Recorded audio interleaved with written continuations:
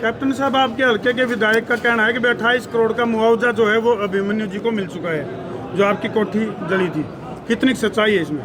मुझे उन महान आत्मा के लिए कुछ नहीं कहना है। राजनीतिक रोटियां सेकने के लिए जो आग लगाई गई उसमें घर आपका जला, घर के जानवर जले। दर्द अक्सर इतने सालों में आपके चेहरे पर, आपकी जुबान पर नजर आता था। आज आपके समाज के सामने खुलकर के बातें आई हैं, थोड़ी तसल्ली मिली है दिल को? देखिए, सवाल केवल मेरे परिवार का नहीं था। हरियाणा प्रदेश की आबरू जली थी। हरियाणा प्रदेश का भाईचारा तार तार हुआ था। हरियाणा प्रदेश में हजारों लोगों की दुकानें, प्रतिष्ठानें जले थे। 32 बेकसूर लोगों की जान गई थी। और ये सारा का सारा एक बड़ा गहरा राजनीतिक षड्यंत्र था। जो षड्यंत्रकारी लोग थे उनकी बात कर रहा हूँ, वो अपने देश के धरती के कानून से तो बच जाएं, लेकिन बहुत जल्दी, देखो सबको ऊपर जाना है। उम्र उनकी भी 80 के करीब हो रही है।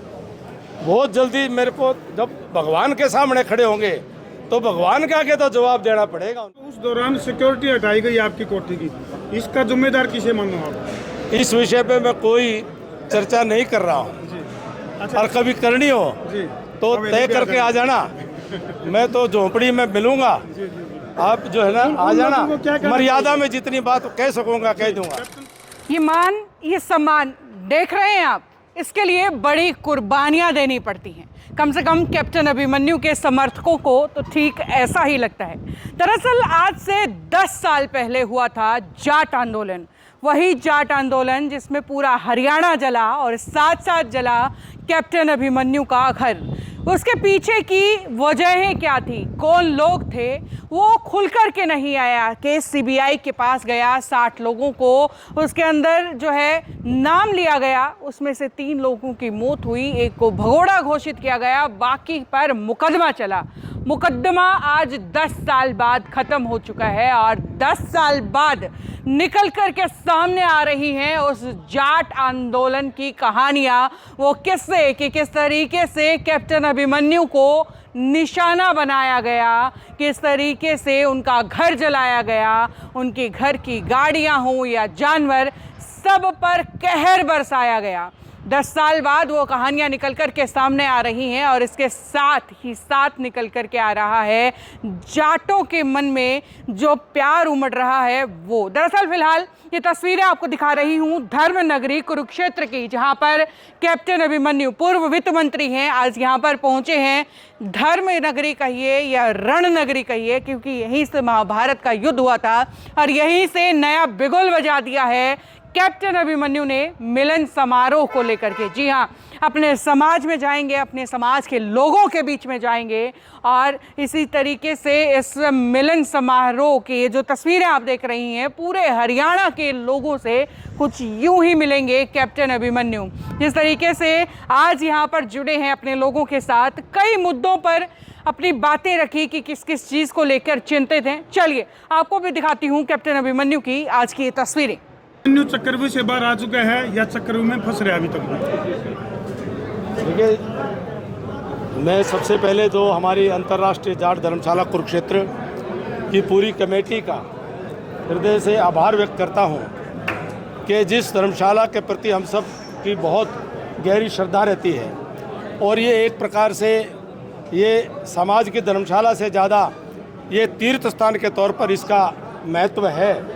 और पूरी कमेटी ने, हमारे प्रधान श्रीमान कृष्ण शौकत जी ने और पूर्व प्रधान चरणजीत सिंह जी और पूरी कमेटी ने जो आज इतना बड़ा ये कार्यक्रम यहाँ पर आयोजित करके और समाज के हमारे भाईचारे का एक संदेश देने का जो मौका दिया है और यहाँ से सर्व समाज के भाईचारे का जो संदेश जा रहा है, इससे स्पष्ट होता है कि ये धर्मशाला वो केंद्र है जिसमें केवल जाट समाज की नहीं बल्कि सर्व समाज की श्रद्धा सदा रही है और आगे भी बनी रहे, ये संकेत आज की कमेटी ने दिए हैं। लगातार आगे भाईचारा का जिस तरह आज किया गया है पूरे हरियाणा में आगे भी रहे। जी, हम जिले जिले में और जैसे उससे आगे कार्यक्रम बनेगा, ये भाईचारा का संदेश का कार्यक्रम लेकर के, और केवल प्रदेश में नहीं कि आज हमारी जो नई पीढ़ी है वह कहीं ना कहीं भ्रमित है, वो दिशा ढूंढ रही है,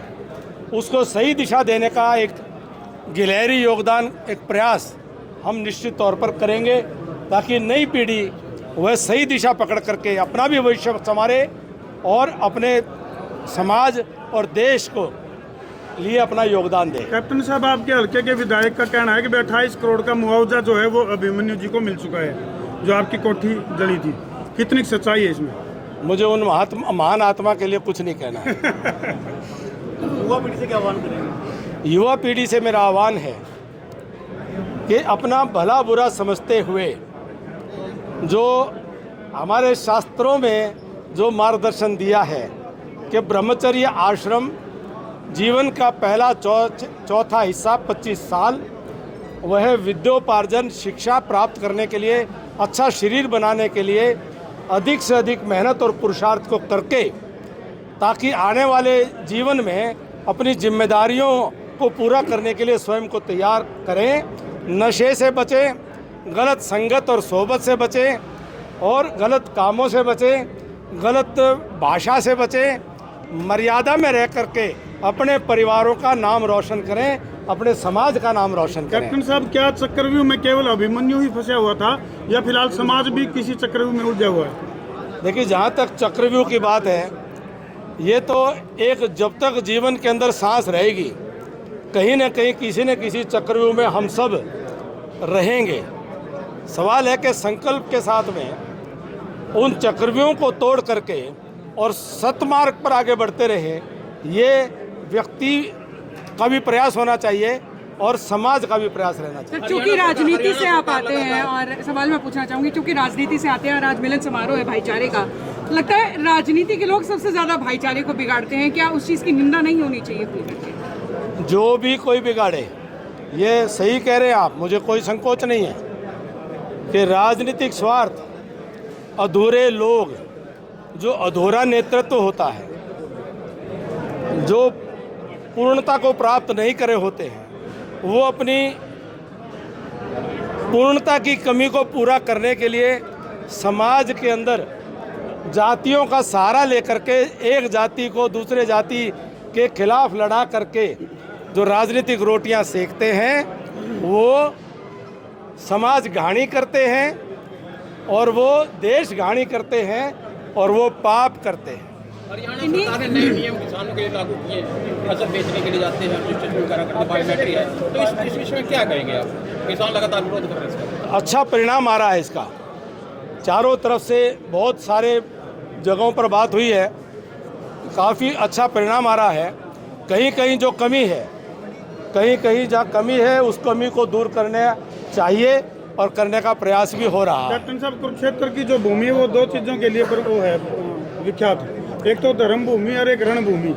तो आप यहाँ पहुँचे हैं तो किस झाड़ का संदेश देने के लिए आए? धर्म के साथ खड़े हैं इस रण युद्ध मैदान में जी। और धर्म और सत्य और न्याय की निश्चित तौर पर जीत होगी, इस संकल्प के साथ खड़े हैं, इस विश्वास के साथ खड़े हैं। आज से कई सालों पहले राजनीतिक रोटियां सेकने के लिए जो आग लगाई गई, उसमें घर आपका जला, घर के जानवर जले, दर्द अक्सर इतने सालों में आपके चेहरे पर, आपकी जुबान पर नजर आता था। आज आपके समाज के सामने खुल करके बातें आई हैं, थोड़ी तसल्ली मिली है दिल को? देखिए, सवाल केवल मेरे परिवार का नहीं था,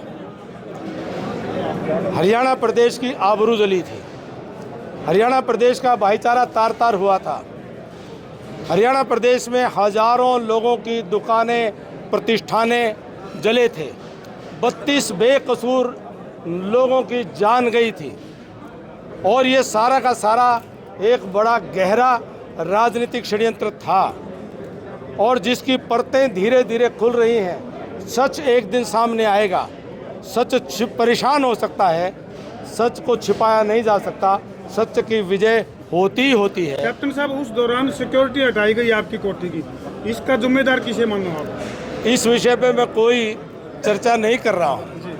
अच्छा। और कभी करनी हो जी तो तय करके आ जाना, मैं तो झोंपड़ी में मिलूंगा, आप जो है ना आ जाना, मर्यादा में जितनी बात कह सकूंगा कह दूंगा। कैप्टन साहब, उन लोगों के लिए क्या कहना चाहोगे जिन्होंने कोठी जलाई? जातीय दंगों में आपका परिवार भी पीड़ित हुआ, चपेट में आया, क्या इस प्रकार के दंगे एक सभ्य समाज में हो सकते हैं? जगह है?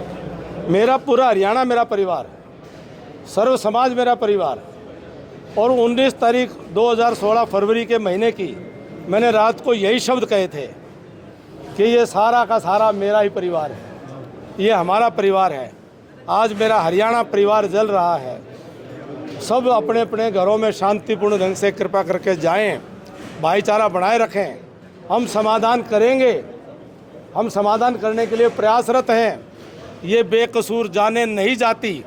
अगर ये राजनीतिक षड्यंत्रकारी लोग अपना खेल नहीं खेलते तो इतने घरों के दीवे नहीं बुझते और इतने भाईचारे में खाइयाँ नहीं बढ़ती और इतने हजारों जो जला वह नहीं होता। कैप्टन साहब, खजाने की चाबी आपके पास थी पूरे हरियाणा की, नारनंद को क्या सौगात दे पाए और उसके बावजूद भी हार का सामना क्यों करना पड़ा? ये बात तो नारनंद में मेरे विपक्षी रहे, उनसे भी जाकर पूछ लोगे तो मेरे से बढ़िया वो बता देंगे। जो सामाजिक ताना बाना बिगड़ा, कुछ सालों में बिगड़ा, इसके लिए आप किसको जिम्मेदार मानते हैं? हर कोई व्यक्ति जिसने भी समाज को तोड़ने की बात कही, हर कोई व्यक्ति जिसने एक समाज को दूसरे समाज से लड़ाने की बात कही, हर कोई व्यक्ति जिसने ऊपर से कही और पीछे से करी, कैसे भी, वो सब दोषी हैं अपने अपने मन में। उनको मैं इतना कहूँगा, अपने चालों से, मैनिपुलेशन से, सरकारों के कानूनों से, तो वो जो षड्यंत्रकारी लोग थे उनकी बात कर रहा हूँ, वो अपने देश के धरती के कानून से तो बच जाएं, लेकिन बहुत जल्दी देखो सबको ऊपर जाना है। उम्र उनकी भी 80 के करीब हो रही है। बहुत जल्दी मेरे को जब भगवान के सामने खड़े होंगे तो भगवान के आगे तो जवाब देना पड़ेगा उनको। क्या आप समझ नहीं आएगा उनको बेनकाब किया जाए? बताया, बेनकाब तो हो रहे हैं, बेनकाब हो रहे हैं। वो कानून से बच जाएंगे पर परमात्मा से तो रोज़ रात को नींद में उनको परमात्मा दिखता होगा और वो क्षण दिखता होगा कि एक बार कुछ दिनों बाद परमात्मा के आगे जाकर सिर झुका के उनको जो है अपने हिसाब देना पड़ेगा। वो तो नींद में उनको दिखता ही होगा। कैप्टन साहब, अभी आपने एक बात कही कि भाई अंतर्राष्ट्रीय जाट धर्मशाला है जो, ये केवल जाट समाज के लिए नहीं है बल्कि पूरे समाज के लिए है। इसके पीछे क्या लॉजिक है? ये जो जाट धर्मशाला है, मैंने उदाहरण दिया, मुझे सबसे पहले जोड़ा किसने? सरदार गुरदयाल सिंह सैनी जी। वो जब जब आए वो मुझे लेकर के आए और इस धर्मशाला के लिए जितना उन्होंने योगदान दिया वो मेरे को याद है और पुराने लोगों को याद है। तो ये भाईचारे का एक केंद्र था। यहाँ भंडारे में लाखों लोग अनाज पैदा करके खेत से सीधा ट्रैक्टर ट्रालियों की लाइन नहीं टूटने देते, अनाज देके जाते हैं। और भंडारा जो चलता है, यहाँ 36 बिरादरी के लोग, कोई जात पात धर्म नहीं पूछा जाता, वो भंडारे में प्रसाद ग्रहण करते हैं, इसलिए ये सबका है। एक आखिरी सवाल है जी, आपने अपना भाषण में कहा को कान पड़वा रहा है, को पुंजड़ पड़वा रहा है, ये कौन है ये लोग? ये जो लड़े हैं आपस में, आपने सारे देखा, रोज देखला रे, बता भी दिया था मैंने, आपने तो बेरा है। आज का ये मिलन समारोह जो जिस तरीके से हुआ या कैप्टन अभिमन्यु को जो सम्मानित किया गया, उसको लेकर के क्या कहना चाहेंगे?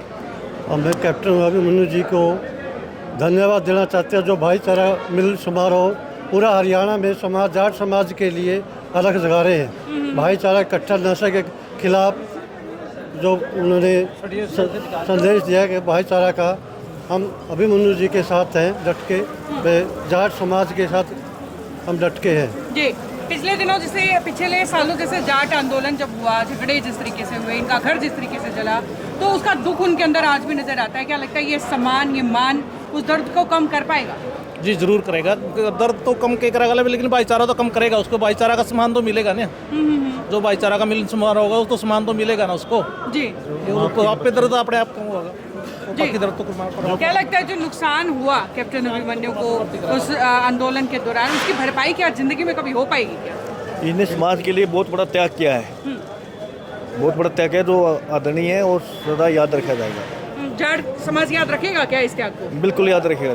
क्या लगता है सर, जाट समाज इस त्याग को आगे याद रखेगा क्या? याद रखेगा और उसकी भरपाई भी करेगा जी। क्या कहना चाहेंगे सर? बिल्कुल याद रखेगा जी। और आगे जो पीछे जो एक किया था ना 35-1, वो भी अब खाई पट जाएगी। अच्छा, तो अब की बार मतलब कुछ से कुछ फायदा जो है, या यूँ कहिए कि दर्द के ऊपर मिट्टी जरूर डाली जाएगी जाट समाज की।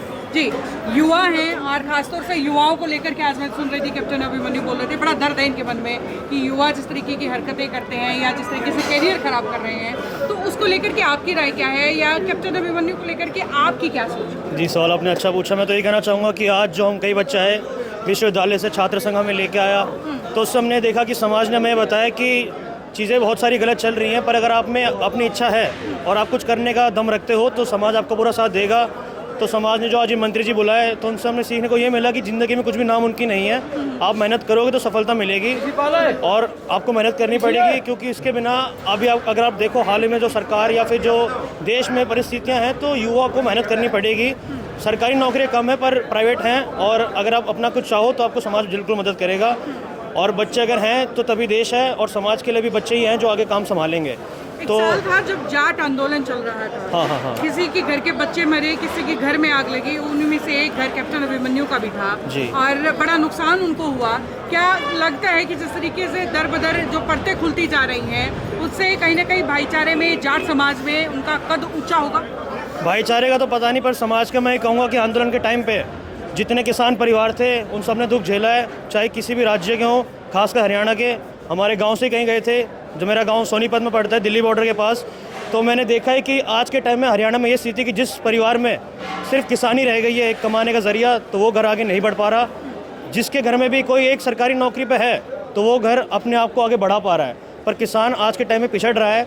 तो उसके लिए समाज को देखना पड़ेगा और सरकार को देखना पड़ेगा। अदरवाइज़ अगर ये काम नहीं हुआ तो फिर हरियाणा में जो कृषि जो एक टाइम पर राज्य था वो धीरे धीरे पिछड़ जाएगा। बहुत बहुत शुक्रिया। तो वही आज की ये तस्वीरें, यहीं तक आगे भी सिलसिला लगातार जारी रहेगा। देखते रहिए Ankita Singh, city big news. नमस्कार।